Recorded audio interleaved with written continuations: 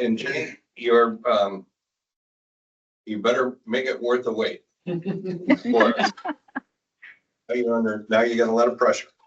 Okay, so the roll call, Jenny Monroe Here.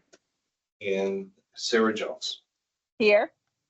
Okay, so that makes unanimous. We're all here today. Let's go to, we already did the pledge without you. Let's go to the approval of the minutes. We all had an opportunity to take a look at the minutes as presented by our secretary, Jenny Monroe. Got a couple of updates. Those were circulated this afternoon. So everybody had a chance to take a look at them. And Yes. Entertain a motion to approve the minutes from the March 20th meeting. I'll make a motion to approve the minutes from March 2025 meeting. Okay, motion by Ms. Rishardi. I'll second. All right, seconded by Jerry Seiler, and all in favor say aye. Aye. Aye. Aye. All right, great. Sarah and Jenny, your votes don't count because we can't see you, but you can still vote. Right. So we can't see them. Well, I see Jenny. Yeah, I don't know why you can't see me. Before I could see myself and you. I could see you, but you can't see me. All right, well, that's not There an you issue. go. Yep, you're there. Now we got you. Okay, so now you You can't do. vote. Okay. Your camera was off. I can't see myself, which is weird. Let's go straight to new business then. Regulatory update, Karen, what do you have for us? There weren't a whole lot of changes the last time on anything that affects TIF. But the House and the Senate did pass Senate Bill 1, and that was, I believe, signed by the governor. It has huge impacts on property taxes and our income we're receiving. So for the town, property tax, our maximum growth quotient, which is what sets our tax levy, which is the amount of property taxes that we receive, is set at 0 for 2026, so it will not increase next year. And then 1% in 2027 and 2% in 2028.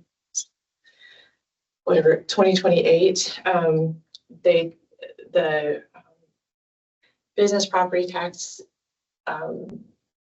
there were some issues with that. There was a lot of lobbying that went on. They were going to just completely eliminate that. I think they came to some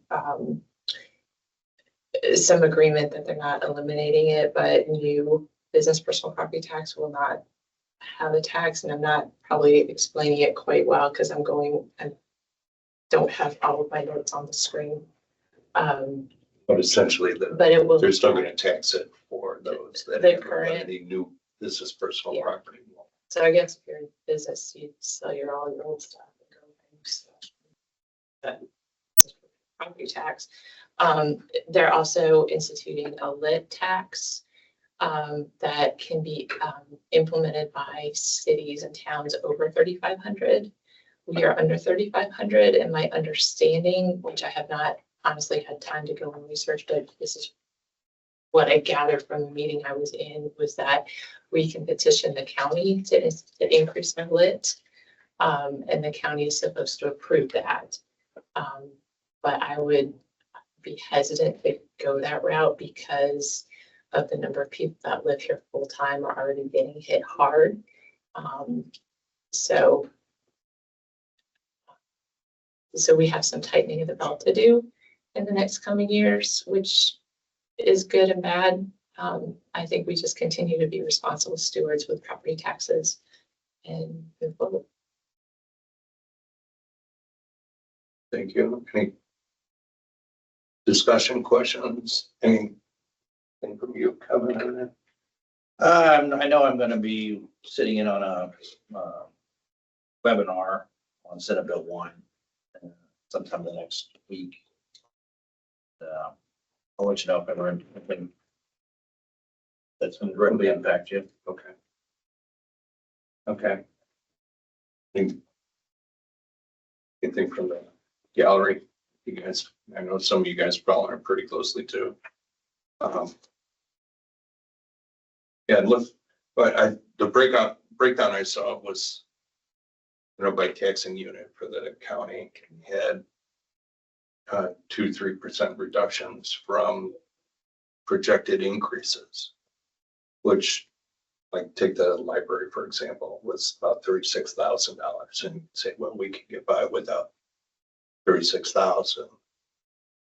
But the issues that I'm being told to be concerned about is that these projections are shown 3 years out. Years 4 and on get much more interesting, let's put it that way. And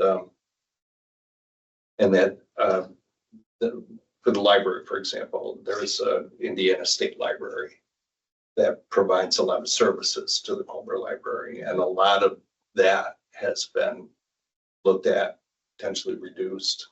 Some of the services they provide have been eliminated. And I don't think it's just libraries, right? So it's Main Street organization, maybe the Arts and Council. I don't know what all those impacts are, but there's going to be a lot of things that we have come to expect, grant opportunities that may not be there for us going forward under this bill as well. So there's some overt and then maybe some not so obvious things to figure out. Okay, let's talk about the facade grant for the VFW. Kevin, this is where you're going to come in and help us, I think. Okay. A little bit. I'm going to let Sally talk about it. Well, the Dick Kneeser from the VFW has requested a facade grant for the VFW. I think everybody, I sent all the paperwork to the various members of the Culver Redevelopment Commission, and the town gave them approval, grandfathered in them having a sign on the terrace, which since they don't, from the sidewalk back, there is no place to put a sign on their building. But they had a sign there for the problem. Well, it's been there since I was a kid, which means it's old. Tore it down. And they had a sign donated to them. And the cost the cost of that sign is zero from the Van Hadco. And their price to install it and do the electrical for it was $5,420. The sign tech, which is the other place that they got a price from. Of course, this was for including the sign. It was $28,325.89 to supply a sign and install it. So then they wanted to put guttering on their building. And those two were Gutter Master LLC for a total of $3,961, and Advanced Guttering Plus $4,066.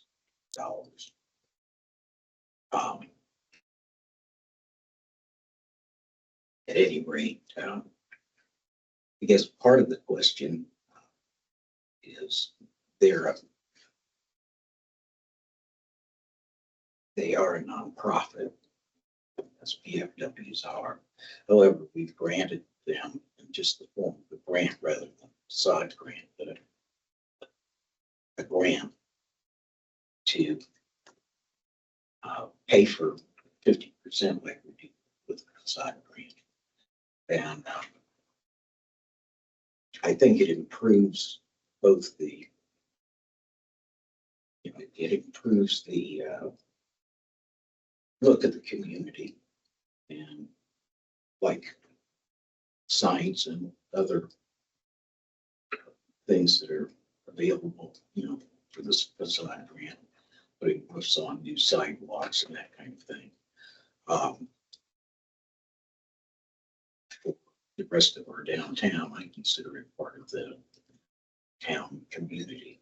So I guess the legal question is there any problem about providing it? How do you go about writing it? Yeah, or providing,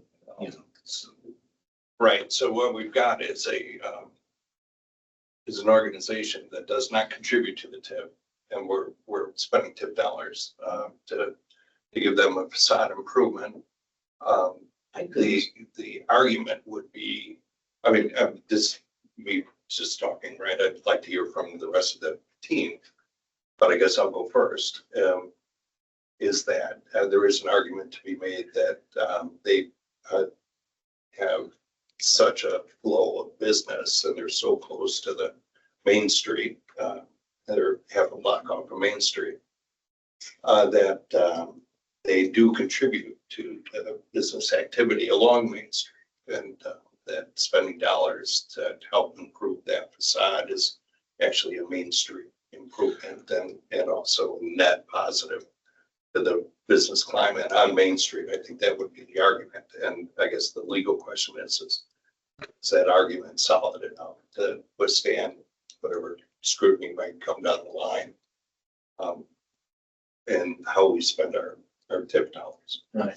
I haven't been able to find, and I don't know, remember seeing that it's not allowed to use TIF dollars toward project on a non-TIF building, non-TIFed building. But like Marty, I see it as a benefit to the community. And like your sewer plants and your sit-down water, it helps, the town, commercial portion.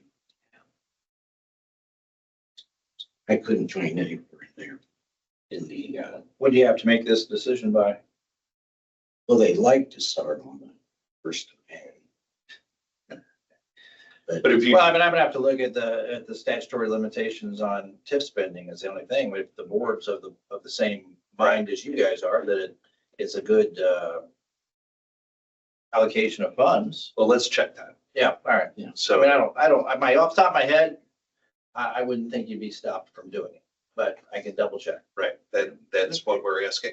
But before we ask you to do that, Right. let's hear from the team to make sure that it's worth your Right, while. yep. So, Jerry, do you have some thoughts on it? You think you would support it? Jenny, Sarah? Yeah, the other thing I'm thinking about is ever since we put the trail in the park, which we use CRC match for, and brought that trail out just past town hall here, it's dramatically increased foot traffic past the VFW, the business building that Grant and I used to own when we had the kiln shop. So arguably some of the TIF money we put into that trail project incidentally created a lot of foot traffic past the VFW. So, their signage there is probably a connecting point to Main Street as well, if you think about it from that standpoint. Thank you. Sarah? Yeah, I agree. I would prefer to wait to make sure this is something that we're allowed to spend the funds on. But it is a retail restaurant for the most part. A lot of people go eat there, drink there, even though it is a nonprofit.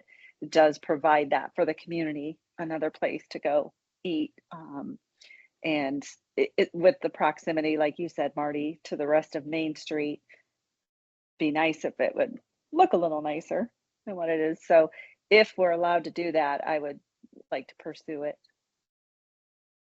Okay. I guess my question for the attorney would be, is there any problem of us voting on it tonight contingent with your approval? You can vote on things with contingent for legal review and approval. So if you want to vote on it and approve it, and then subject to an opinion from me on the legality of it, then we do that.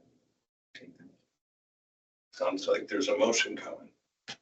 I would like a motion to approve the installation by Van Etco Signs for 50% of the $5,420.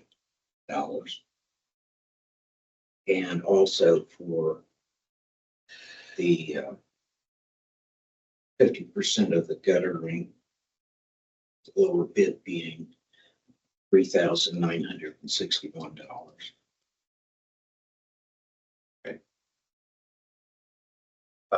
We have a motion from That's Ms. Rishardi, contingent upon attorneys. the favorable legal review. Yeah.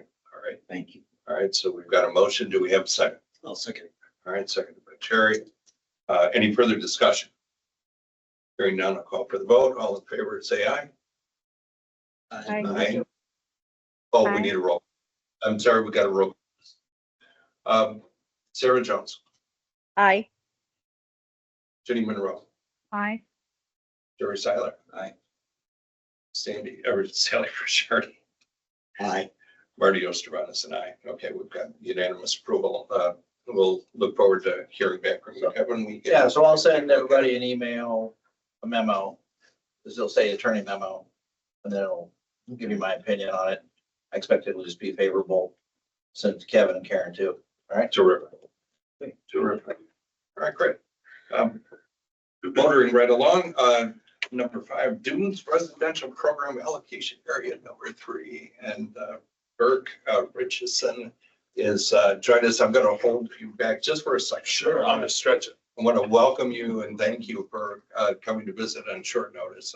I thought as long as we're talking about this, maybe an update on the project would be good for us to get. And Burke said, oh, yeah, I'll come and do that. Sure. But I just want to start out by saying that the last meeting, we voted to approve public notice for a hearing around the issuance of the second phase of the bonds associated with this project. And I just want to make sure everyone understands that that second issue was part of the structure of this project from the very beginning. The reason we did it in 2 phases was twofold, or at least twofold. One was to not have the bonds issued and accruing interest that we would pay, even though we're not actually utilizing the funds at that point to build the infrastructure. And the second was to give both the developer and the town some runway in case the demand wasn't as expected, and that perhaps the phases 3 and 4 would come a little bit later. And then we wouldn't have water and sewer run to properties that hadn't yet been developed. And so what I'm expecting Burke to tell us is that things are going pretty darn good with this thing, and that we may be issuing these bonds fairly, or be asked to issue the bonds fairly soon, in accordance with our contractual agreement, and that we need to get ready to do it. So we went ahead and did the notice for the public meeting. We'll meet with our overlapping tax organizations, and we'll do that at the next CRC meeting, May 15th. Am I saying that right? Is that what I don't think the public. Or is the public hearing a town council public It's- hearing or redevelopment? It should be, I have it scheduled in my office. I apologize, didn't bring it, Yeah. but I have it. Let me grab it. I was a little confused. Let me grab it. I didn't see the public meeting Totally fine, actually bro. being in that schedule, so I didn't know if it was redevelopment or town council. All right, go ahead. Sure. And just briefly, in terms of that modification to the TIF allocation areas, that was brought up by bond counsel, and we agreed with his assessment on that. The main thing I tried to press for everybody in the system is to make sure that the public understands that this is a cautionary step to take to solidify exactly what we already agreed upon. It wasn't any type of request from the developer or any type of wavering support or anything at all. It's bond counsel setting some judgments coming down and thinking, this is probably a prudent step to take. And we were happy to go along with that. And I think it'll be good to just make that agreement and the language in it that much more strong to support the intent behind the deal. So we're happy to abide by that and work with the town to get that done. Did you find it? I did. I was waiting to be done. No, well, just with that. Okay. May 15th is the Redevelopment Commission holding public residential housing. Okay. It is May redevelopment. Yep. Okay. Yeah. So nothing in the deal changes, just kind of identifying that as another allocation area, I think is a good idea. So, in terms of an update, as you drive by, you can probably see a lot of changes in the area. As of now, just to give you an idea of what's been completed or what's been done. As of now, the sewer main, water and sanitary sewer main have been extended all the way down past the Howard property and around to the executive storage facility. So that's why that road cut is there.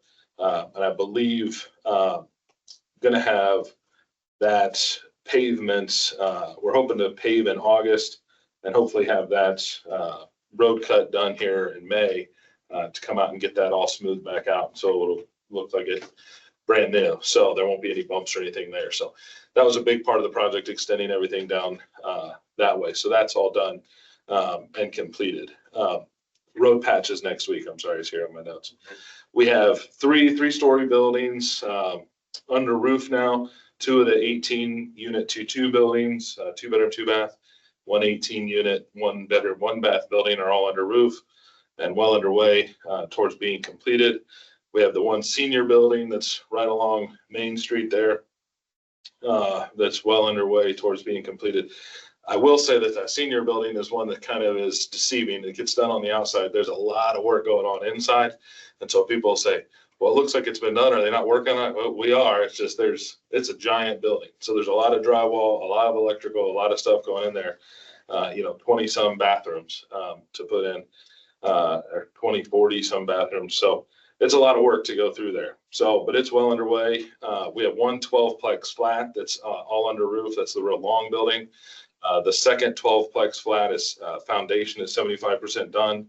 As you've probably seen, there's 12 homes that are framed and having siding and everything put on. Stone is all put on. There's another 4 walkout foundations that have been completed of the 7 in phase 1. Those are all the way in the back, so they're kind of hard to see. Those are the ones with the walkouts that look over the walking path and the drainage or the storm detention area in the wetlands. So those are all in. The sanitary sewer through phase 1 is 100% done. The water is looking to be completed by early summer. We've had some delays in some of the water and getting engineering on our side, getting squared away, different things in terms of sizes and structures. And the storm, as it coincides with some of the water, has to go in before the water does because it's lower. So you got to kind of coordinate all those things together. And we've had some delay on our end and getting that put in. And so we're moving through that. We hope to start paving in August and our storm is underway. Looking to try and have our first certificate of occupancy potentially in September. Those will probably be apartment buildings, so those will be ready to be leased in September. And a big issue for a lot of people as we go into the summer again is going to be dust mitigation. That was a real issue that people had in terms of dust blowing around and stuff. Looking to try and seed much of the area that's not going to be developed quite yet in the second phase. Seeding, a lot of that, getting all that grade brought up to where it needs to be, putting down some seed and maintaining that so that it's nice and not dirt blowing around. We also have our new well going in, and that'll be used to help water some of the areas that have dirt still to help keep some of that dust down. So, as you know, just getting the property ready for development was a monumental task in and of itself, and that's obviously done, and we're well underway towards completing most of phase 1. So as we move through the summer here, you'll see that pace pick up again and foundations being done and rooftops going up. So we're right on track. We've got a lot of interest on our side that we've seen. You know, we have people talking about buying more than one lot and not building on it quite yet. And, you know, so all kinds of interest in different types of developments. I think we have a wait list for some of the apartment buildings up towards the 40 number. So having 40 people on a wait list for apartments, I mean, there's only 36 2-2s and 18 1-1s, 40 people interested. That doesn't leave, or 40 people on a wait list, that doesn't leave too many more to be leased out once they get C of Os. So all that'll move pretty quickly. I think when we looked at the design too, to build out the total price point package from the highest priced residences down to the most affordable residences, some of those are going to be on the south side of the project, technically in phase 2. But we're already putting the road in there. We're already putting the water and sewer in there. And so we may get started on some of those houses that are technically in phase 2, but those are going to be in that 280, 275, 290 price range, which is really important for us to have that full profile for people who want to purchase. So we're looking at getting that done sooner as opposed to later. And that's where we kind of talk about that phase 2 bond and when we might come to the town to ask to have that issued. I can promise you that when we come, we'll be in a very successful position and say, we're not looking to try and find, because that portion of the bond's not funded. There's not going to be a cash exchange. So the only reason to have that bond issued is so that we could start to put in the infrastructure for phase 2. And if we're doing that, that means phase 1 has been very successful. So we just kind of have to see how that kind of rolls along. So, but in order to have that full price point, we want some of those houses in too. How do they qualify to live in this affordable housing? In terms of like rentals, Anything? or I mean, it's all considered affordable. Is my Market-based. yeah, so it's market based. Yeah, so it's not subsidized or funded by anything or subsidies. What's that? For some reason, I thought the state of Indiana was kicking in something for it. Well, there's the Ready grant as a portion of the development of the water and sewer project. So the Ready grant was applied for and approved a couple of years ago, and that had to have matching funds. So there's 1.3 was awarded and had to have matching 1.3 funds. So the developer, my client, put in the 1.3 matching funds by purchasing a bond. And the town is holding that. And as we install the water and sewer and incur expenses there, we submit those bills to Ready, or we submit the bill to the town. The town submits them to Ready, Ready pays, and then that releases funds from the matching funds. So I think a lot of people are under the impression that this is like an affordable housing. That's why we talk about it, yeah, because how would they know otherwise, right? So no, it's not, Not.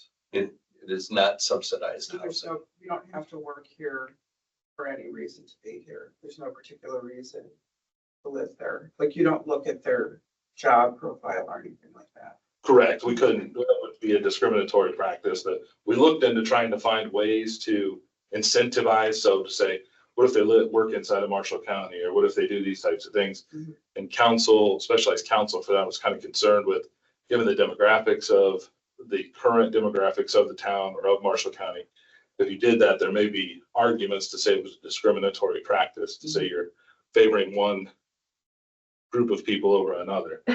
So that was concerning. We didn't want to get anywhere near that. By terms of affordable, the state board of accounts identifies what affordable is. It's about 30% of your income going towards your housing requirements. So we look to try and have housing prices along with utilities and things that would get to a price point where we say 30% of a person's income in the area would be about this much money. So we're trying to find those areas.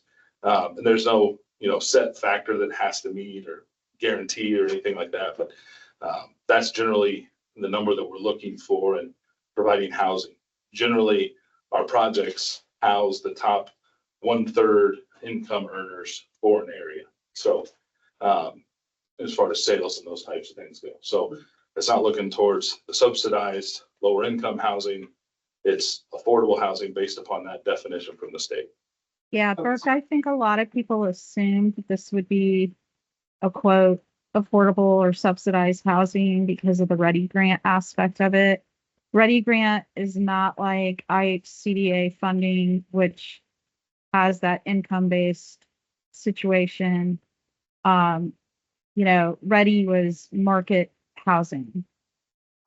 Whereas the project over at the Paddocks, that's IHCDA funded housing that we did through Stellar. And I think a lot of people confuse that. Even the first time you guys built on north end of town, the 34, 35 houses you put up off of 10, a lot of people thought that was the Stellar low-income housing subsidized project. So it's just we've had, a few housing projects in the last 10 years that confuse people. But this was different. And Ready wasn't meant necessarily for affordable housing as much as it was for housing in general across the state. Yeah, and what I can say is that the Ready Grant, we actually have a seminar next week too, talking about further Ready Grants. And the Ready Grant process wasn't to provide subsidized housing, but it was to try and make housing affordable, as opposed to affordable housing. And by the requirement for the Ready to make housing affordable is to help cover the costs of the infrastructure. So we have a Ready Grant for 1.3 million. And then the town had the duty to match the 1.3, which is where the developer stepped in and said, okay, we'll pay the 1.3 to match on the town, essentially giving the money to the town to match that 1.3. The total cost of infrastructure at the dunes is going to be upwards of $9 million. So to cover that cost, we have 2.6 million to help cover a portion of that cost. And then the rest of it, we have another 1.5 for phase 2. But altogether, you're still looking at a little over 5 million, right? Let's see, 2.6 plus another 1.5, plus another 1.5. So a little over $5 million. But the total infrastructure cost is upwards of 9. So it doesn't cover the cost. It doesn't benefit my client necessarily, other than it helps transfer those savings into the lower cost of housing. If it wasn't for that, the houses would be far more expensive to cover that cost of the roads, everything else. Okay. So, Kirk, thank you so much. for yeah, coming. happy to help. And Anything welcome to else new from the council team? and look forward to working with you. Sarah, anything? No, just a quick question, Burke. You mentioned that people are interested in purchasing the lots and building on them later. Do you have any kind of restrictions as far as when they have to build on those by? Or is that mostly in phase 2? People are interested. That doesn't mean that's what we're going to do. Okay. That's highly unlikely because of those questions. And there's technically no lots. There's units. And those units are identified on the condominium regime. And so you couldn't just come in and buy a lot and have a third-party developer build on it. So with that restriction, I think it's highly unlikely that we would ever sell a unit without identifying exactly the unit or the structure that's going to be built on it. For those individuals who approached us in that, we've steered them towards units that are located in areas with much larger surrounding yards. Again, technically, there's no lot line, so it's not your yard. You own a portion of the total, which gets confusing. But there are units in the development that have very large green spaces around them. So if someone wants to have a large green space around them, we steer them towards those units. So while it's not impossible to have someone say, I want to buy unit 12 and unit 13, that's great, but we have to build a house on it because our TIF revenues require that we have an improvement there. So it's not a traditional subdivision where you could just buy up a bunch of lots. My point in saying that is people are very interested in the development and want to get it to be, a big portion of it. Yeah. Thank you. I think you're getting a lot of that interest in vacant land because there's such a long waiting list on the building and trades program at the school. And there's not land available for them to build, but I've heard that list is quite long. So I'm guessing some people are like, hey, if I can get a lot out of the dunes, I can get the building trade program to build, because I think it's like there's 30 people waiting, trying to find land for that program. Yeah, I can certainly believe that. Unfortunately, our structure is not really set up to, as you know, to facilitate something like that, but certainly seems Yeah. like a worthy. Okay. Anything Well, else? Bert, thanks again for taking the time on short. Happy to help. I gotta get home to help the wife. Yeah. So. All right, good. Talk soon. Good to see you again. Thank you. Take care. Right, so, financial report. We have the March financial report to. You skipping me, Mark? I am. Not purposeful. No, I don't mind it, not a bit. I didn't know if you wanted, me. Yes, Yeah, Main okay. Street renovation project. I've got a couple things. I hope you'll be patient with me since I've got your attention. For a point of clarification, May 15th, the redevelopment, you'll have the public hearing for the amendment for creation of the TIF allocation area 3. So just so everybody's clear on that date and what we're doing there, that's what the public notice is advertised, and we had a confirmation of that. So we're good to go there.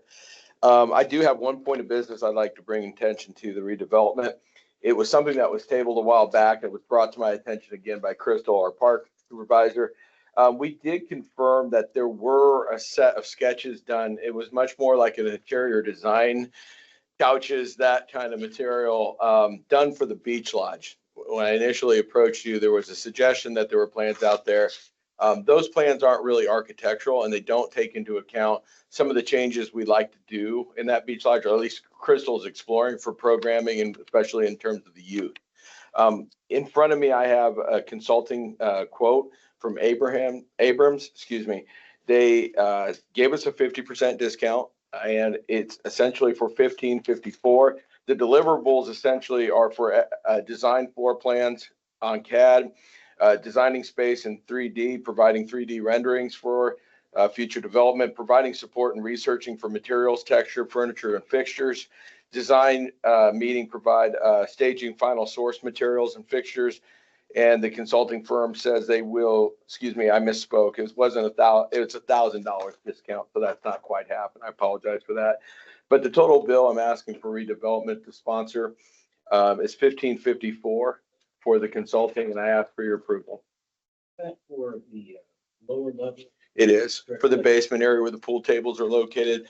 There's some redesign that is possible there to create a more functional space for programming.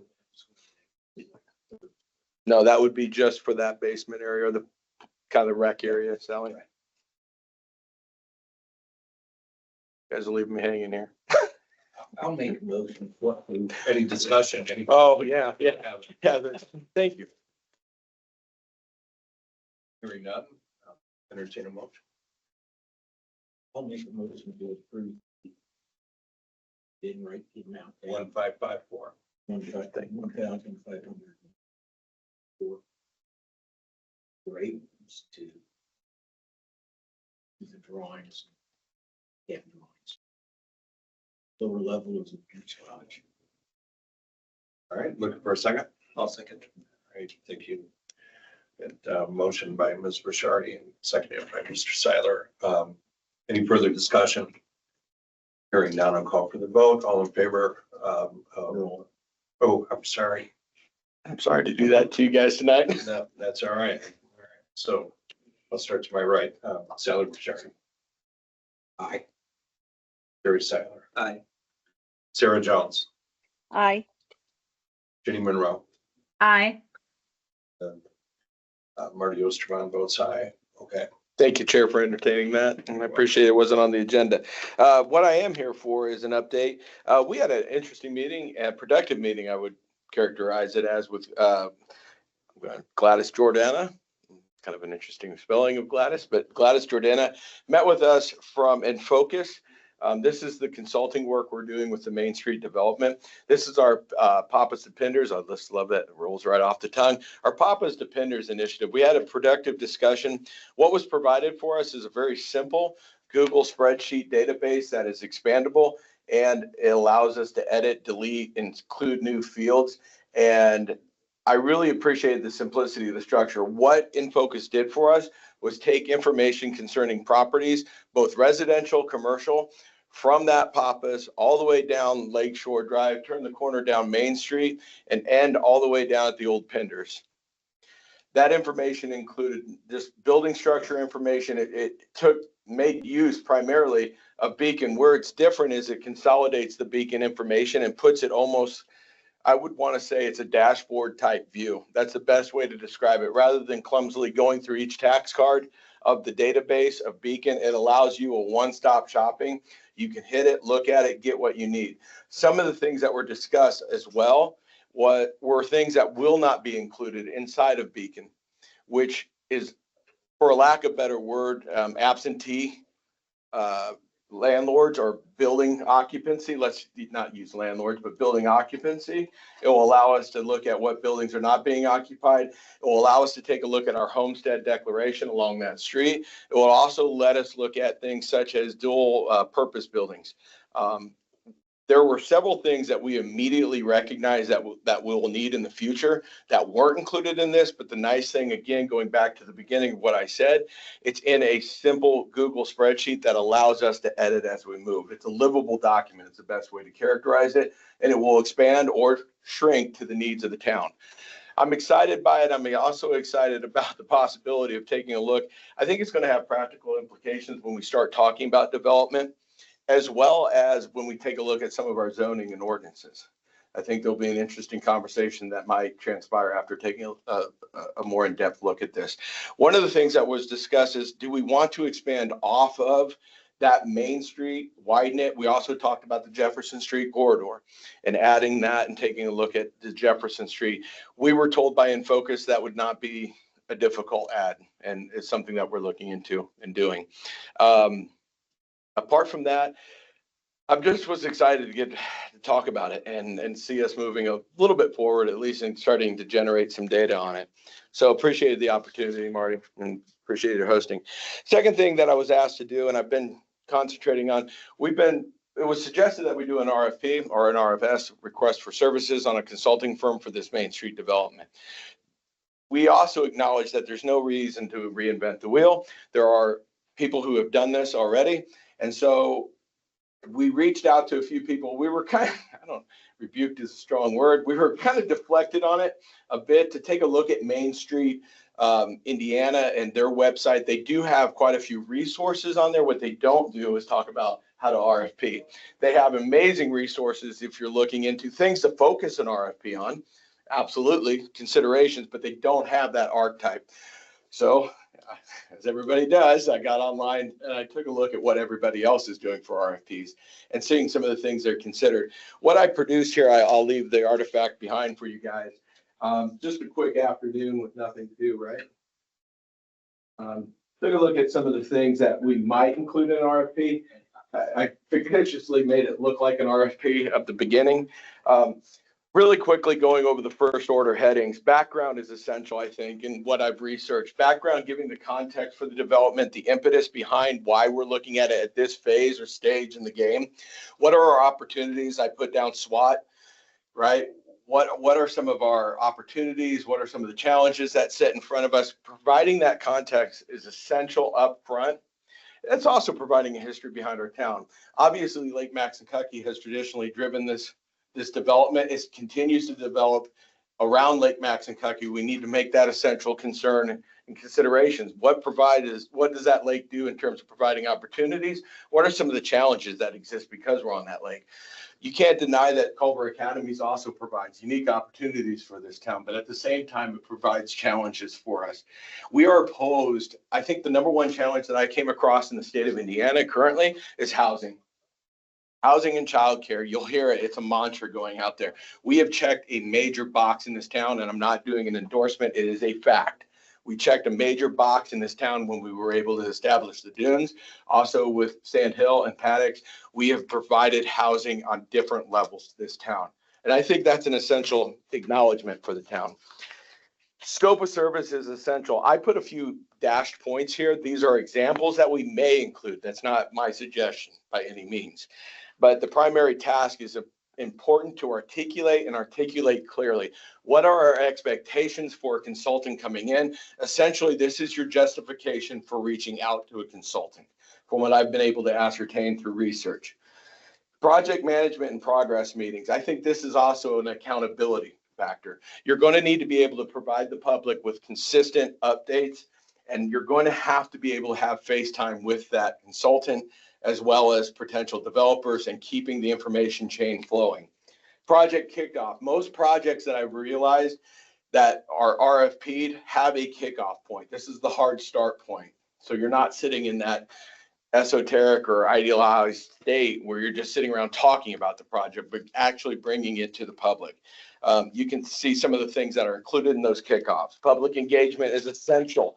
Providing at least most RFPs are going to provide, they're asking their consultants to provide no less than 3 public meetings to bring people together and have a consultation to find out, get that data. Now we've done this in the past in Culver, but I think it's something that will be essential that we've moving forward, very similar to what people were thoughtful with the comprehensive plan.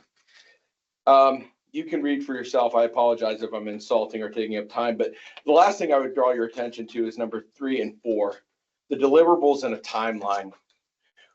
Consultants, holding a consultant to a timeline, I think is essential. That's where the accountability comes into play, as well as the deliverables. There has to be something that's tangible on the backside of it. Most of what I saw were 3D generated plans, for an example, streetscapes, some type of rendering. That rendering can't just be artistically pretty. A lot of these renderings included your sanitary systems, your street systems, some of them were quite detailed. They had your handicap access considered or challenge access considered. You have things such as your electrical grid considered and improvements. I think the more comprehensive 3D that we ask a consultant for this town, the better. Because I think what we're going to find out within my experience and talking with people, Main Street development also has a huge infrastructure component to it inside of Culver. I think there are some things that we may find underground that we're going to have to address. And I think they're probably long overdue. That's sort of where I'm at right now. I look forward to, I think when we do RFP, as I look through this, I think we are going to, number one, look to several different models and have many hands in it, but essentially we need to get a document alive. I think essentially we're going to have to bring our legal in.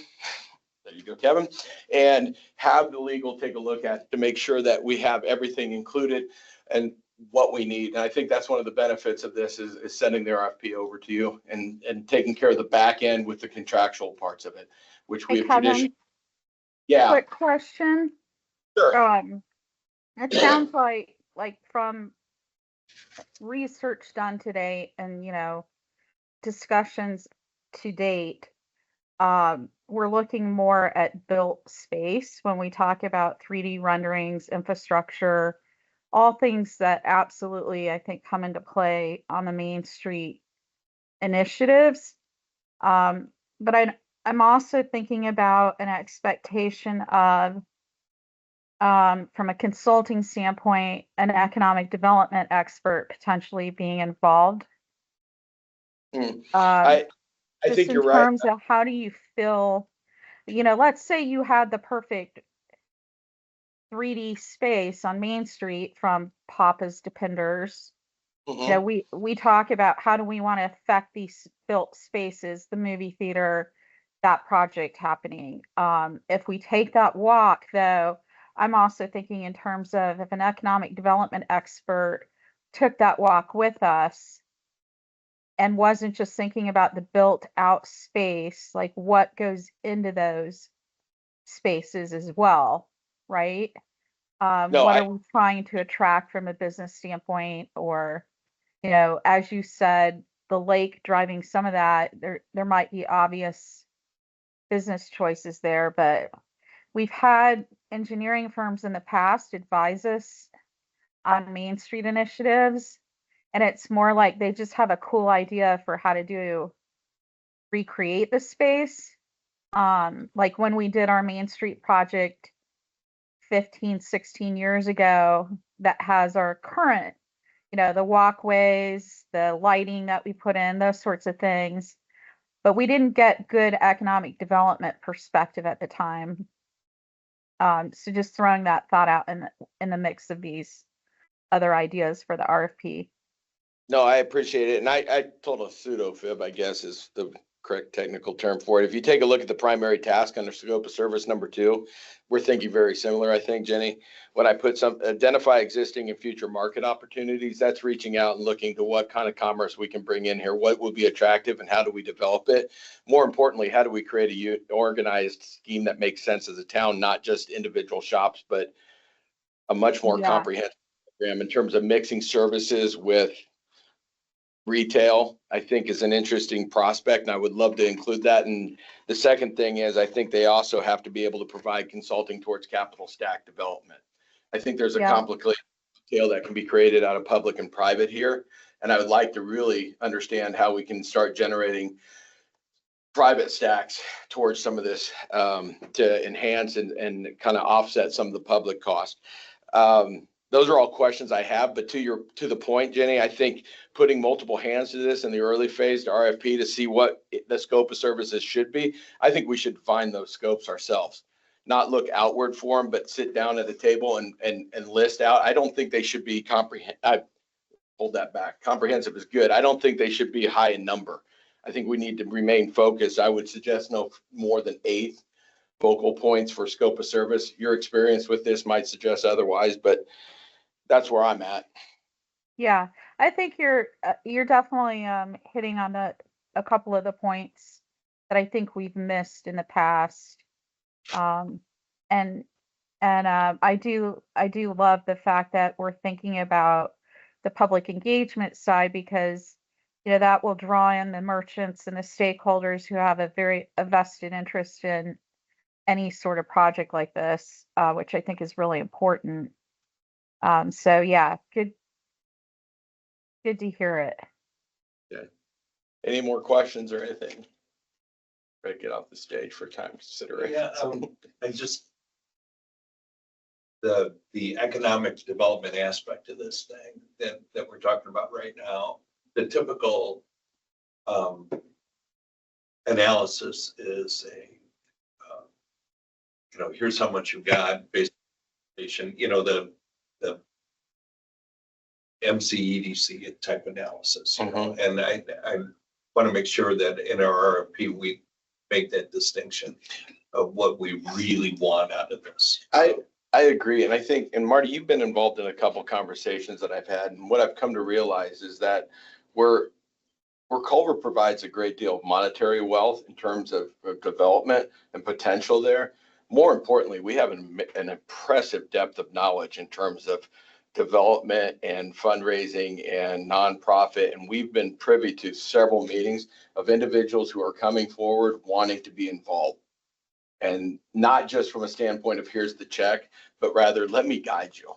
And I would be incredibly indebted to them if they would be able to afford some time to sit down and guide us on some of the economic development that Jenny mentioned in terms of what we should be thinking about in terms of the RFP. Yeah, so maybe some comprehensive vetting, right, of the RFP. Absolutely, 100%. Before it goes, is probably the key to getting it right. I think so.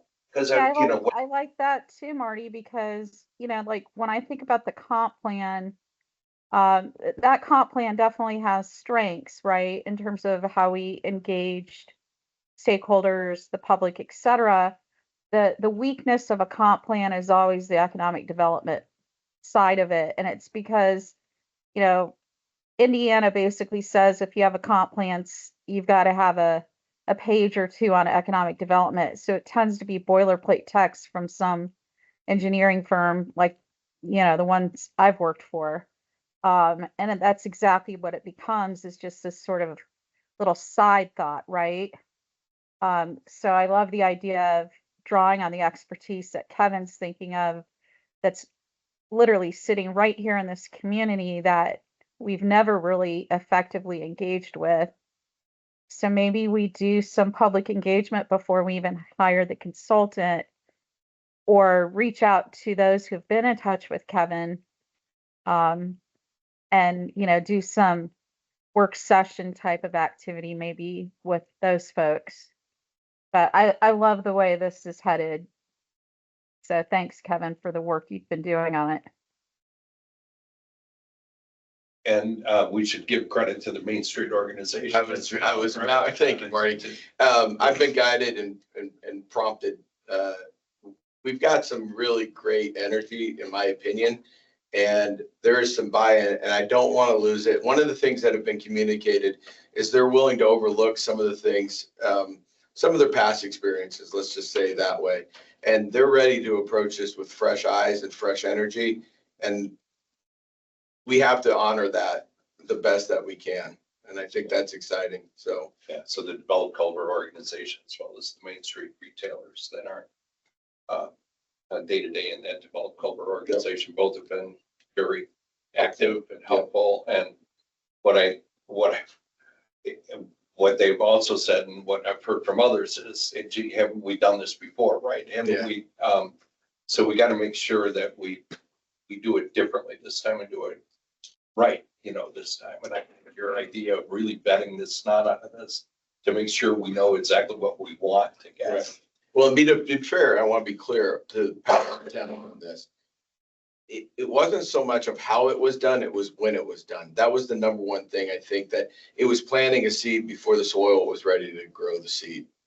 It wasn't from a lack of attempt or thoughtfulness. It was just simply one of the, and Jenny, we've talked about this, and that's that to everybody here, the housing. We're sitting on top of an opportunity here with new housing, infrastructure projects that are currently being planned and underway and financed. We are at a position where we can afford development and start focusing on this, and I don't want to lose that opportunity. Well, great. Thank you. Thank you. And thanks again to the Main Street retailers, Develop Culver organization for all their help with this renovation project. All right, great. Now can I do the financial report? It was me last time. Karen. All right, so we've all had an opportunity to take a look at the financial report. Our ending balance for the month and March, $846,555.65. We're 25% of the way through the year at the end of March, right? It's the end of the first quarter. We're 20% through our spending plan. That's good, right? But we're, as far as the projections go, we look to be kind of along what we thought we would be when we put the plan together. And given that it was our first time ever putting that plan together, we're probably doing all right. We're going to make a report out to the town council next Thursday, week from today, and bring them up to date on our spending. We have no claims to look at this month that approve, just the actual financials, which reflect the claims that were approved last month, basically the clock and some public relations work done by the visitor center are the two main expenses. We got a little interest income, and that resulted in our balance. So any questions, discussion, any further thoughts? All right, in that case, I'll entertain a motion to accept the financials as presented for month March end for the redevelopment commission. I'll make a motion. All right, motion by Mr. Seiler and seconded by Ms. Rishardi. And let's go to roll call first before getting reminded to do that. Mr. Seiler? Aye. All right, Ms. Rishardi? Aye. Ms. Jones? Aye. Ms. Monroe? Aye. And Oosterbaan says aye as well. Okay, so we have approved financials. Moving along, old business, we have none because we have no claims to approve. Public input. Kevin? Wade? Nobody online? Member input. Let's start with Jerry. Anything? No. Sally? Sarah, any member input? Nope. Jenny? I don't really have any, just wanted to let you know, I'm trying to stay in the loop on some of the legislative happenings along with, like Karen noted earlier, we have these discussions at the firm I work at as well. So we are sensing some trepidation out there among elected officials who are worried about how Senate Bill 1 is going to affect their revenue coming in, et cetera. But just also seeing other programs that are going to get affected, like CCMG, which will definitely potentially hit Culver. So, just we'll have to really do some planning financially. But we're pretty fortunate that Karen has always done that sort of planning in the past and also utilized Baker Tilly appropriately, communicates a lot with the department heads. So I'm not as worried as I'm sure a lot of elected officials are. But we will definitely have to lean on that planning aspect of our clerk and our team this coming year and next, I'm sure. And lucky we have a CRC that actually brings in some dollars, so that's helped us out as well. Thanks, Jenny. I guess I would just add to what Jenny said that we were at a meeting, Kevin was there as well, the One Marshall County organization yesterday, and the head of the redevelop or Marshall County Economic Development Corporation said, help me if I get this wrong, but essentially said the phones have gone silent with respect to inquiries on properties and potential business expansions in the county because of the uncertainty surrounding the general, tariff situation, national, issues, but the state questions as well. So it's an interesting environment we're operating in right now, for sure. A lot of things on hold. All right, so that's my comment. Kevin, anything from you? No, got a lot to look into, it looks like. Yeah, well, like that keep things interesting for you. Aaron? I just wanted to let you know, I did submit the TIF management report in time on August or April 15th. I did provide you all a copy of it, and if I could just have approval that you were okay with me submitting that. I realize it's after the fact, but that way it shows that you all saw that before it was submitted. Okay, did the entire team, the redevelopment team, see that, or was it just me and Sally? I know it was you and Sally. It may not have been the entire team. Yeah, I don't know that the whole team has seen it. And that's fine. I'm happy Can we to circulate send it it to the out. team? I will send it out, but I just want to let you know that it Right. was submitted Wonderful. as you all reviewed it. Yeah, there was a ton of work that went into it, particularly because of the Dunes project complicating it. There's a fantastic spreadsheet in there on the Dunes project for all the cash flows and accounts, and just a really outstanding job, Karen. So thank you. That's the April 15th report, Karen, that you mentioned at the last meeting. Is that what we're referring to? Yes. Yeah, okay. It's the annual one that you post, right? Yeah, with the file with the state. Yep, okay. It just got a Making lot. sure I get it right in my minutes. All right, great. I thought it looked very good. Okay, so we'll formally approve it next time we get together. Anything else, Karen? All right, well, there's nothing to do now except our favorite part of the evening, which is our best part of the program. Entertain a motion to adjourn. All right, is there a second? Seconded by Mr. Tyler, all in favor? We need a roll call. No. I'll defer to the attorney. Not on a motion to adjourn. All right. Was that Sally and then Jerry or vice versa? Sorry. It was Sally and Jerry. Sally and Jerry. We'll call. Okay, thank you. We're adjourned. Thank you. Here. Bye, guys.